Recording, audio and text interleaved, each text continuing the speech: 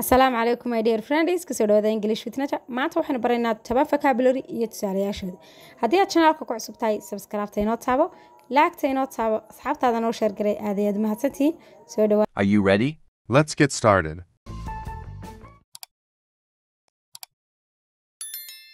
Apologize. apologize waxa weeyaan raali gelin apologize ama inaad wax ka cudur daartid tusaale ahaan I apologize for what I did waan ka raali gelinayaa waxaan sameeyay. Mistake waxa weeyaan khalad mistake waa qalad ama waa khalad okay tusaale ahaan you made a big mistake waxaad samaysay qalad weyn. Insult waxa weeyaan cay ama inaad aflagaado ama inaad ku tiraahdo qof waxan ku tiraahdo I do not insult you kumaan caayin ama waxan kugumaan oran.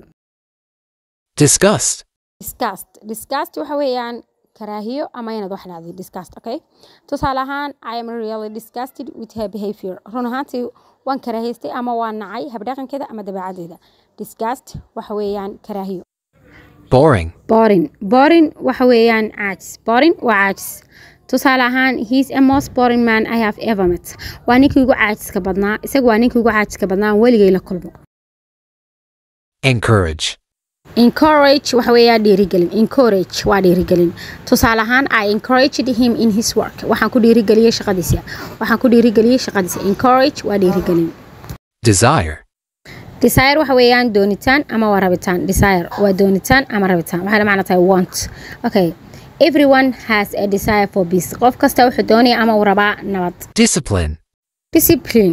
Discipline waxa weeyaan edbin waa anshax waa nidaam discipline okay tusaale ahaan they are unable to discipline their children waxay awoodi waayeen inay edbiyaan caruurtoodii.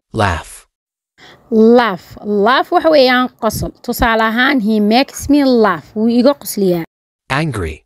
Angry waxa weeyaan caro ama waa xanaaq angry tusaale ahaan why are you angry with me maxaad igu caroonaysaa ama maxaad igu xanaaqsan tahay. intaasaynu maanta ku joojinaynaa asxaabi casharkeeni aad ayaad mahadsantihiin fadlan haddii aad nagu cusub tahay subscribe taynoo taabo inoo like gare asxaabtaada noo share gare aad ayaad mahadsantihiin soo dhawaada mar labaad iyo mar saddexaad assalaamu calaykum.